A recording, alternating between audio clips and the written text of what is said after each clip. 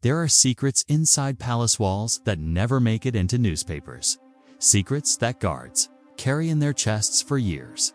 Heavy, silent, impossible to forget. This is one of those secrets. His name was Thomas. 14 years with the royal household.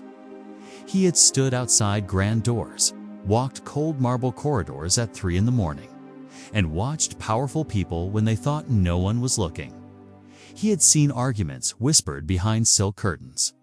He had seen tears wiped away just before cameras clicked.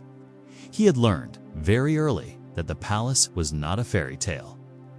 It was a stage, and behind that stage, real people bled.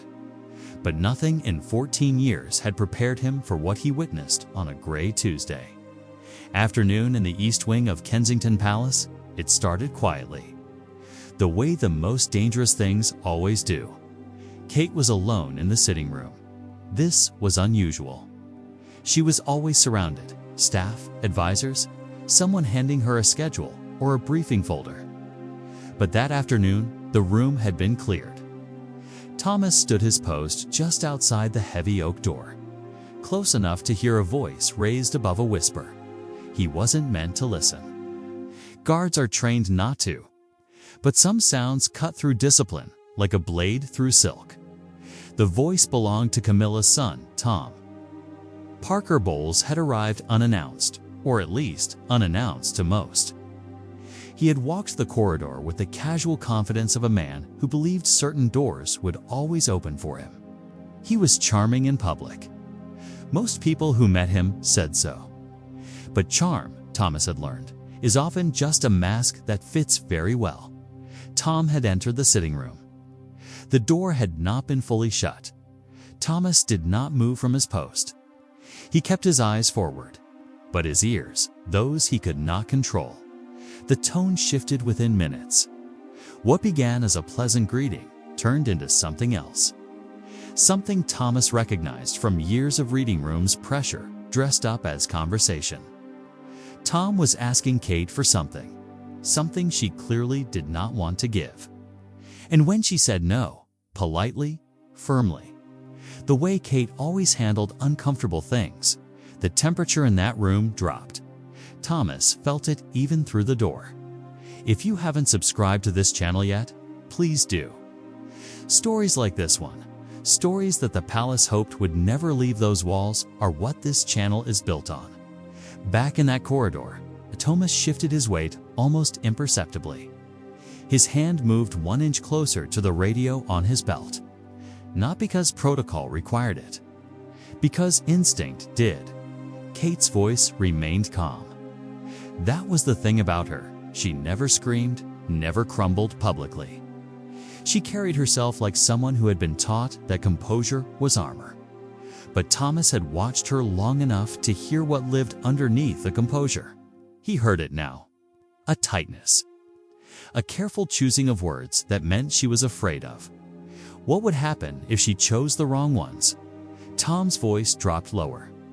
Thomas could no longer make out the exact words, but he didn't need to.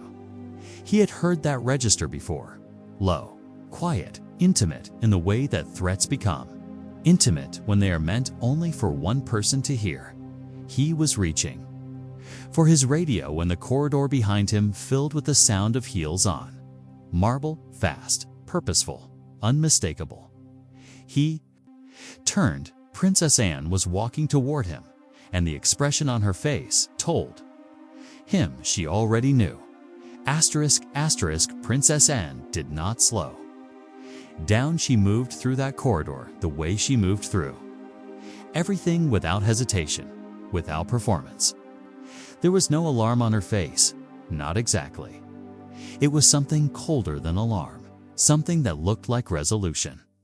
Thomas stepped aside instinctively. He had been trained to hold his post. But there are moments in a person's life when the body understands something before the mind can explain it. And his body understood that this woman was not to be stopped.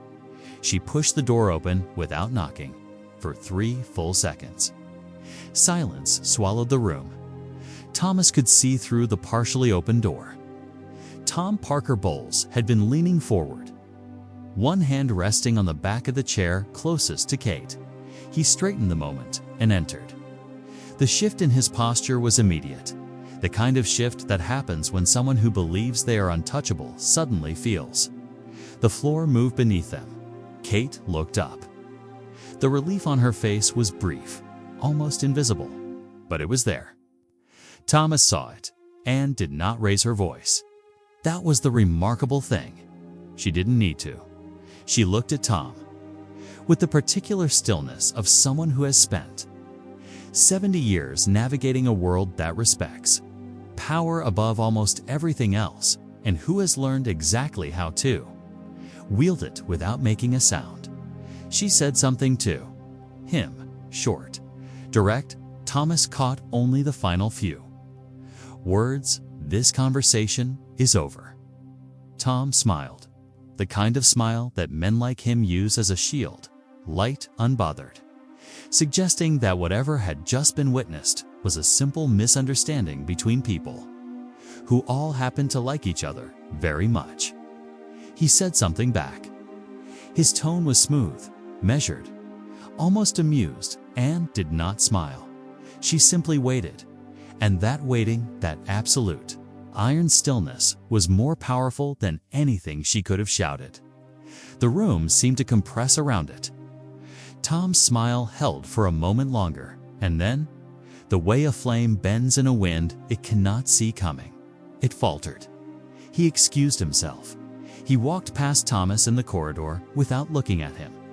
His footsteps were even controlled, but Thomas noticed his jaw, tight, working quietly, like a man swallowing something he had not expected to swallow. Thomas kept his eyes forward. When he glanced back through the doorway, Anne was standing next to Kate. She hadn't sat down. She hadn't put an arm around her or made any of the soft gestures people expect from comfort. She simply stood there, close, solid, like a wall that had decided to become a person. Kate was speaking quietly. Her hands, which had been folded tightly in her lap, slowly loosened. Thomas pulled the door to its near-closed position and returned to his post. But his mind was moving fast now, because what he had just witnessed wasn't an accident. Anne had arrived too quickly, with too much certainty, for this to have been coincidence. She had known Tom was here. She had known where Kate was. She had known somehow that something was wrong. The question was how, and the answer to that question, Thomas would learn only later, pointed directly to a much older, much quieter battle happening inside the royal family. One that most people watching from the outside had no idea existed. A battle that had been building, carefully and patiently, for years.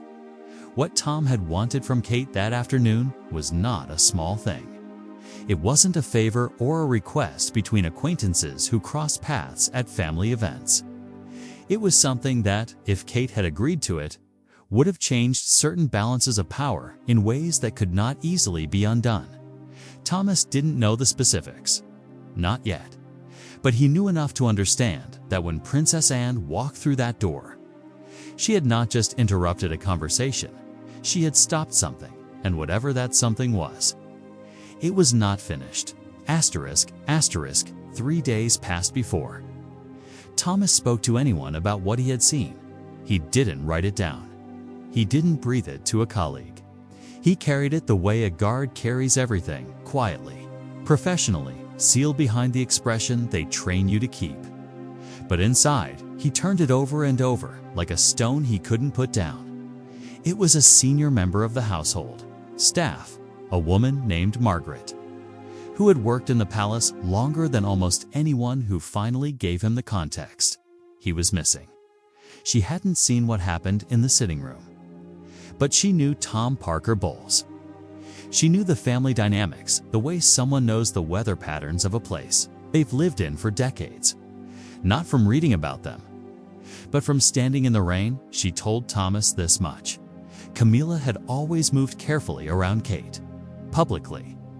The relationship appeared warm, or at least civil. But warmth in royal circles is often performed rather than felt.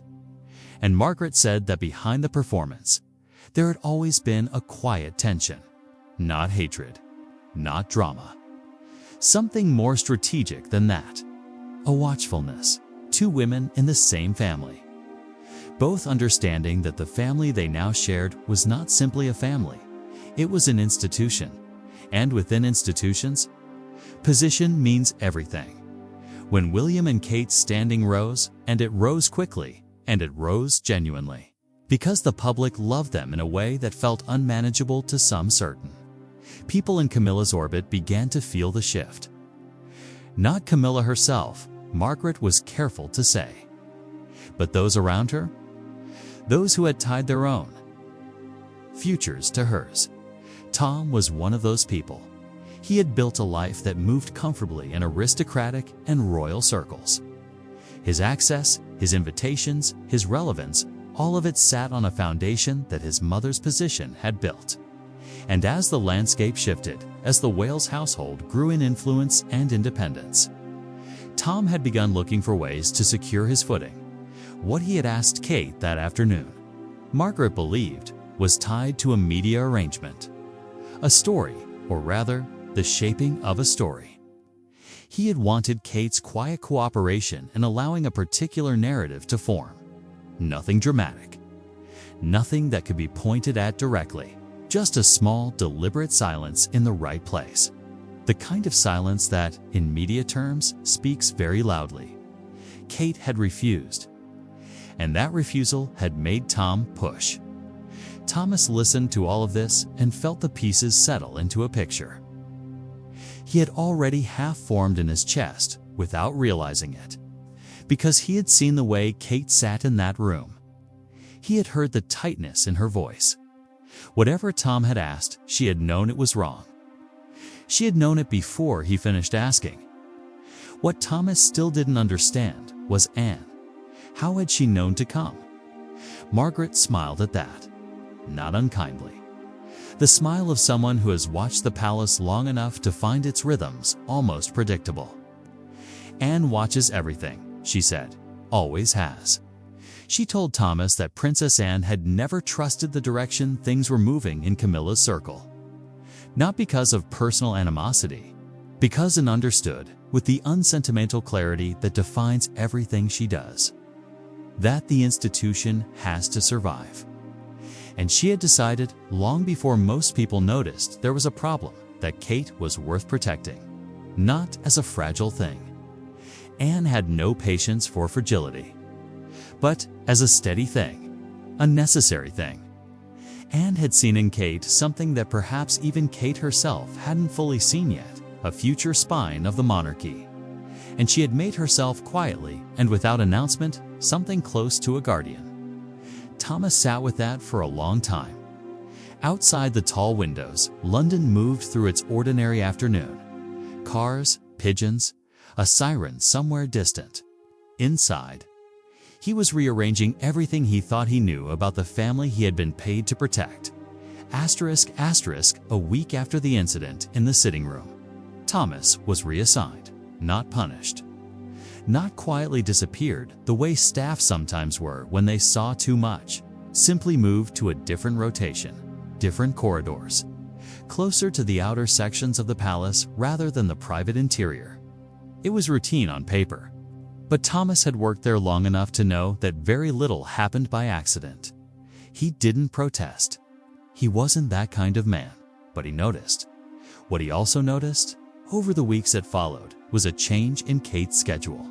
Small things, subtle, the kind of changes that only someone watching carefully would register. Certain meetings were restructured. A handful of events where Tom Parker Bowles had been expected to appear, and where Kate would also have been present, were quietly reorganized so their paths no longer crossed. Someone had built a wall. Invisible, polite, totally effective. Anne's fingerprints were nowhere on it officially. But Thomas recognized her work the way you recognize a craftsman's style even when there's no signature. He heard things. Fragments that drifted through corridors, the way sound always drifts in old buildings around corners, through gaps, arriving in pieces that have to be assembled. One of the pieces was this: Anne had spoken to Charles, not about Tom specifically. Not in a way that could be called a confrontation or a complaint. But she had sat with her brother and spoken about the need, her word. Apparently, her careful, precise word for Kate to be given more protective structure around her private time. More deliberate control over who had access to her and when. Charles, by all accounts, had listened. He trusted Anne in the way siblings trust each other when they have survived the same impossible childhood and come out the other side still standing. They had disagreed about many things over many decades, but Anne had never been manipulative. She had never asked for anything for herself. When she raised a concern, people who knew her listened, because she did not raise them lightly. What Thomas pieced together, slowly, was that Anne had actually seen this coming long before that Tuesday afternoon she had noticed Tom's behavior at an earlier gathering, a private dinner, months before, where she had watched him spend considerable time close to Kate, not inappropriately, not visibly, but with an attention that struck Anne as purposeful, targeted, the attention of someone assessing rather than simply socializing. She had said nothing then. She filed it away. She had heard. Through the intricate and invisible network of information that flows through royal households, mostly through people who are assumed not to be paying attention, that Tom had been making inquiries about Kate's schedule, about which staff members were closest to her, about which journalists she had standing relationships with. Each piece alone meant nothing. Together, they meant something Anne recognized. She had spent her entire life watching people who wanted things from the royal family. Some wanted money. Some wanted status. Some wanted proximity to power because proximity made them feel real. And some, the most dangerous kind, wanted leverage. Small, quiet, almost invisible leverage that they could hold and use and never quite be caught holding. Tom wanted leverage, and Kate, still learning the depth of the waters she was swimming in, had not yet learned to feel that particular current before it pulled. So Anne had positioned herself to feel it. Instead, she had asked, without drawing attention to the asking to be notified when Tom was in the building. A small request, a casual one, the kind that could be explained a dozen different ways. When the notification came that Tuesday, she had moved immediately. Thomas heard all of this over weeks, in pieces. He assembled it the way a person assembles something in the dark, carefully, by feel. Not entirely sure of the shape until enough pieces were in place, and when the shape finally became clear. What he felt was not surprise. It was something closer to awe. Asterisk, asterisk, there was one more piece that Thomas found, and it was the hardest one. He found it not through Margaret or corridor fragments, but through something he witnessed himself. 6 weeks after the afternoon in the sitting room, he was stationed near the garden entrance, an outer post, far from the interior rooms where the significant moments tended to happen. It was early morning, the kind of cold, pale morning where the light barely bothers arriving. He had been there since 6. At 7:40, Kate came outside alone. She did this sometimes. Just walked. Coat, gloves, no staff. A few minutes of something that resembled ordinary life before ordinary life became impossible again. Thomas had seen it before and always looked away, not from indifference, but from the instinct that certain things should be allowed to remain private. That morning, he did not look away in time, because Anne was already in the garden. She was standing near the far hedge, hands in her pockets, looking at something Thomas couldn't identify. Perhaps nothing. Perhaps just the pale distance. She heard Kate's footsteps and turned. They didn't hug. They weren't those kinds of women together, or at least not in that moment. Kate stopped a few feet away, and they stood like that for a moment, both facing the gray morning. Then Kate said something. Thomas was too far to hear the words, but he saw her face, and what he saw there was something he had only glimpsed once before, on the day he had heard the tightness beneath. Her composure in the sitting room. Something unguarded. Something real, Anne responded. Brief, whatever she said was 3 or 4 words at most, and then Kate laughed, not the laugh for cameras. Not the warm, practiced, public laugh that the whole world recognized. This was something quieter and more sudden, the laugh that escapes. When your guard is down and something genuinely catches you off balance in the best possible way. It lasted only a second, but it transformed her face completely. And Thomas, standing at his post 30 meters away, felt the strange privilege of having seen it. Anne shook her head slightly. The way people do when they're pretending something isn't funny, but it is. Then they walked together, slowly, along the hedge line. And Thomas returned his eyes to the gate and did not look back. He thought about that morning for a long time. Afterward, because the image that stayed with him wasn't the one from the sitting room, the tense silence, the intervention. The powerful older woman holding a line that needed holding. The image that stayed with him was this one. 2 women walking in a cold garden. One who had come into this family through love and found herself navigating waters deeper than she'd known to expect. The other, who had been born into it, had survived it, had been hardened and shaped by it until she was something close to unbreakable, and the unbreakable one had decided, quietly and without fanfare, to be a shelter. Thomas had worked for the royal family for 14 years. He had accumulated a lifetime of moments he would carry and never share. That was the job, and he had chosen it with open eyes. But he understood, standing at that garden gate in the pale early light, that what he had seen over these weeks was something that would settle in him permanently. Not a scandal, not an exposure. Something rarer than either of those things. He had watched one woman protect another.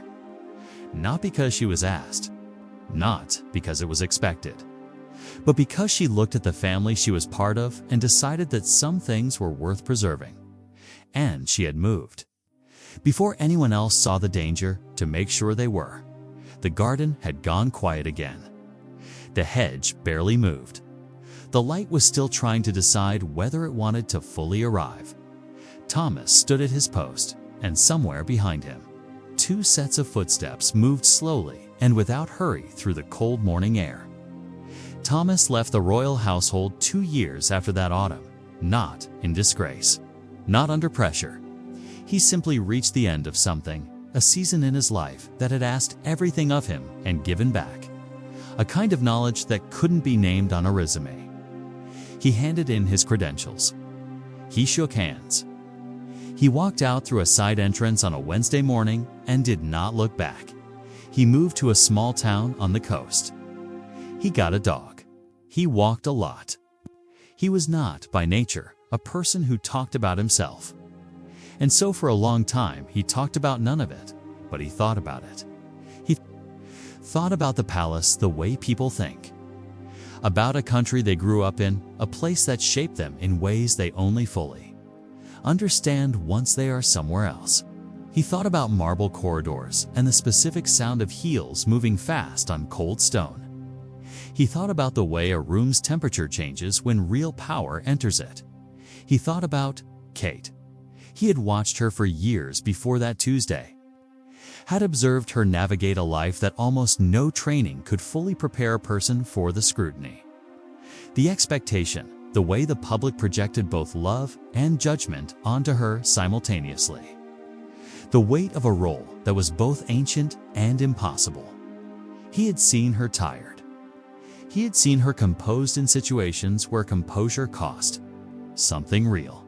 What the sitting room incident had shown him, and the weeks that followed, was that the cost was sometimes higher than anyone outside those walls understood. She had been alone in that room with a man who wanted something from her and was willing to use what pressure he had to get it. She had held herself together. She had said no. She had not reached for help in any visible way, but she had also not been truly alone. Because someone had been watching. Someone had positioned herself without announcement or credit to be watching. That was the thing about Anne that Thomas carried longest. It was not the intervention itself that moved him. It was the preparation behind it, the patience, the months of quiet observation, the small requests made without explanation, the information gathered and held and acted on at precisely the right moment. There was no drama in it, no performance. Anne had not swooped in for the cameras or the story. There were no cameras. There was no story, at least not one she intended anyone to tell. She had simply seen a problem forming before it fully formed, and she had been there in his years on the coast. Thomas occasionally thought about what might have happened if she hadn't been. He never followed that thought all the way to the end. Some things are better left as questions. What he held instead was the image he always came back to: the garden. The cold light, two women walking. The one who had been hurt finding her footing again. The one who had helped her making nothing of it, no fuss, no mention, as though it had simply been what any reasonable person would do. That, he thought, was its own kind of power, not the power that announces itself. Not the power that needs rooms to fall silent when it enters. The power that simply acts and then steps back and lets the world continue. He had stood guard for 14 years. He had seen remarkable things and terrible things and ordinary things that somehow, in certain lights, became more than ordinary. But he had never forgotten that morning in the garden. The pale light. The cold air. Kate's laugh, sudden, unguarded, real, and in pretending not to smile. Some things stay with a person. That stayed with Thomas. He never told anyone. Until now.